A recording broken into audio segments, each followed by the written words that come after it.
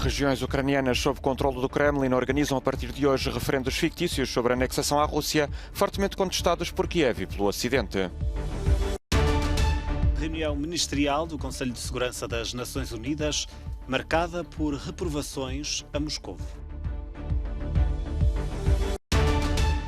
Presidente da Sérvia equipara a independência do Kosovo à apropriação russa de terras na Ucrânia. Analistas dizem haver maior potencial de instabilidade na União Europeia se a Itália passar a ter um governo eurocético.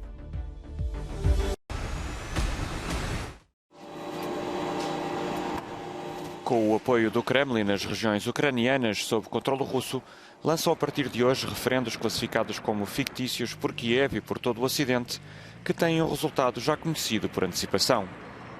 Ninguém duvida de uma larga vitória do sim à anexação à Rússia. Questionado sobre se vai votar, um residente da região de Luhansk diz que sim, porque é pela Rússia e pelos habitantes do Donbass. Outra afirma que quer algum tipo de claridade e estabilidade e é por isso que vai participar no referendo. Um terceiro defende que a Rússia é um país poderoso e é o futuro, por isso é o seu grande desejo fazer parte da Rússia, algo que esperava há tanto tempo. Entre hoje e a próxima terça-feira, os territórios ocupados de Luhansk, Donetsk, Kherson e Zaporizhia organizam as consultas populares que não serão reconhecidas por nenhum país que não seja um aliado próximo da Rússia.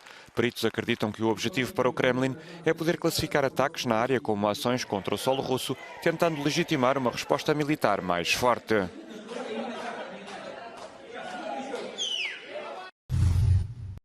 Na reunião ministerial do Conselho de Segurança das Nações Unidas sobre a situação na Ucrânia desta quinta-feira, ouviu-se um coro de críticas contra a Rússia. O secretário-geral da ONU evocou com preocupação as mensagens por detrás dos anúncios recentes de Vladimir Putin.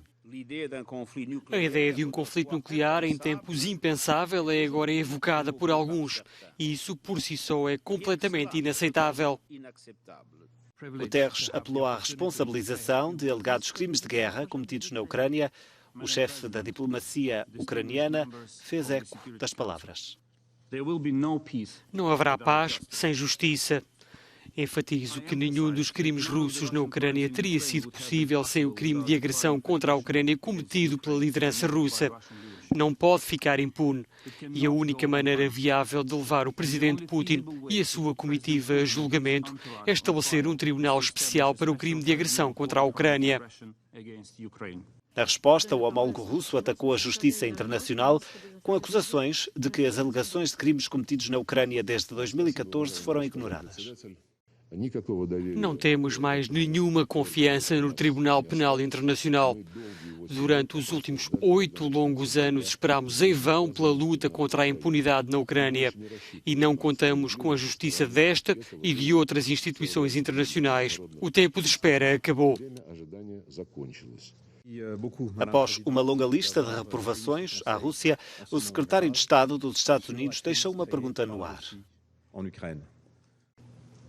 Como é que esta agressão contra a Ucrânia pelo presidente Putin pôde melhorar a vida ou as perspectivas de vida de um único cidadão russo? Um homem escolheu esta guerra, um homem pode acabar com ela. Porque se a Rússia parar de lutar, a guerra termina. Se a Ucrânia parar de lutar, a Ucrânia acaba.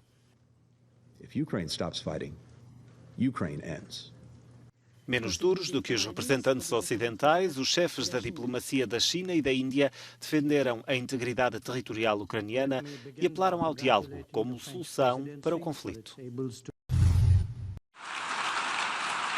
Após ter rejeitado a proposta de solução para a questão do Kosovo apresentada pelos negociadores da União Europeia, o presidente da Sérvia, Aleksandar Vučić, fez na Assembleia Geral da ONU o paralelo entre a independência do Kosovo e a atual apropriação russa de terras na Ucrânia.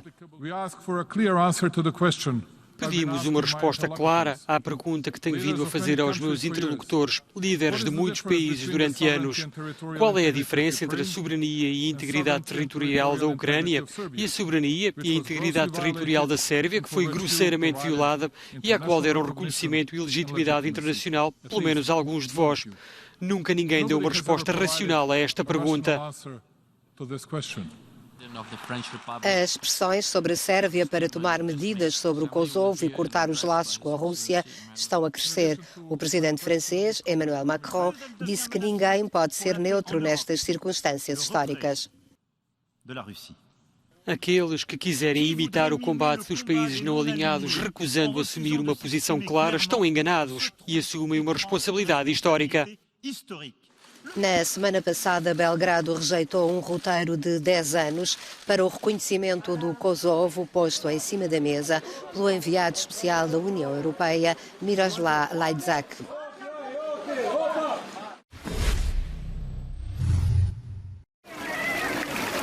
A Itália aproxima-se das legislativas de domingo e as duas grandes coligações, da esquerda e da direita, dão tudo por tudo para convencer mais eleitores até sexta-feira à noite, quando termina a campanha eleitoral. A coligação de direita realizou o último grande comício em Roma na quinta-feira. Os líderes políticos de direita reuniram-se aqui para o sprint final. Estão aqui para convencer os eleitores indecisos, mas também para saudar os muitos apoiantes que aqui se encontram sob apertadas medidas de segurança. A julgar pela grande multidão, têm sido calorosamente recebidos pelos apoiantes. Há muito otimismo no ar e isso porque a coligação de direita estava a liderar as sondagens antes do embargo às sondagens, iniciado 2 semanas antes do dia das eleições. Nesta mesma praça, na sexta-feira, a coligação de esquerda também se vai reunir para o seu comício final e parece que o desafio está nos números. Trata-se realmente do número de apoiantes que as duas coligações opostas vão conseguir arrastar até aqui. Descobriremos depois de domingo se isto é, ou não, o indicador de quem vai vencer estas eleições. Of these elections. Giorgio Orlandi for Euronews in Rome. As instituições da União Europeia estão atentas ao caminho que seguirá a terceira maior economia do bloco depois das eleições parlamentares de 25 de setembro em Itália. A guerra na Ucrânia, uma crise energética crescente e tensões na política de migração são os temas que colocam mais desafios nas relações da Itália com os restantes 26 Estados-membros. É um país grande, com uma economia grande e com uma considerável influência na política europeia. Portanto, o que quer que aconteça neste país tem impacto direto em Bruxelas. Toda a dinâmica das negociações nas políticas centrais da União Europeia dependem de quem está no poder em Roma. Alguns dos candidatos a primeiro-ministro, tais como Enrico Letta, do Partido Democrático, Giuseppe Conte, do Movimento 5 Estrelas e Silvio Berlusconi, do Forza Itália, já tiveram esse cargo. Políticos cada vez mais reconhecidos no exterior são Matteo Salvini, da Liga, e Giorgia Meloni, dos Irmãos de Itália, da direita mais nacionalista. Nos últimos tempos suavizaram o tom crítico em relação à União, mas os analistas em Bruxelas dizem que na capital da política europeia continuam a ser vistos como protagonistas do euroceticismo. No que se refere à economia e imigração, talvez tentem quebrar o consenso que foi criado na União Europeia, ou pelo menos tornar os compromissos e decisões mais difíceis. E claro, se pensarmos nos exemplos de Polónia, Hungria, quando a direita mais radical chega ao governo, o Estado de Direito e a democracia são postos em causa. Trata-se de um problema para toda a União Europeia.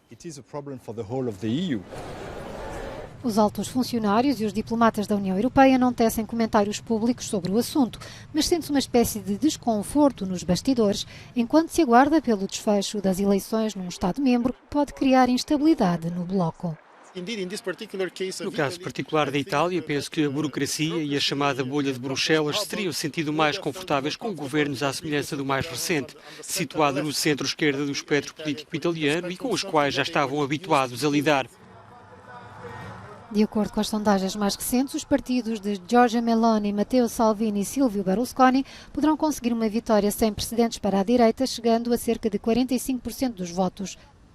Seria mais um governo influenciado por forças conservadoras e de extrema-direita, depois do resultado semelhante na Suécia, que destronou o centro-esquerda a 11 de setembro.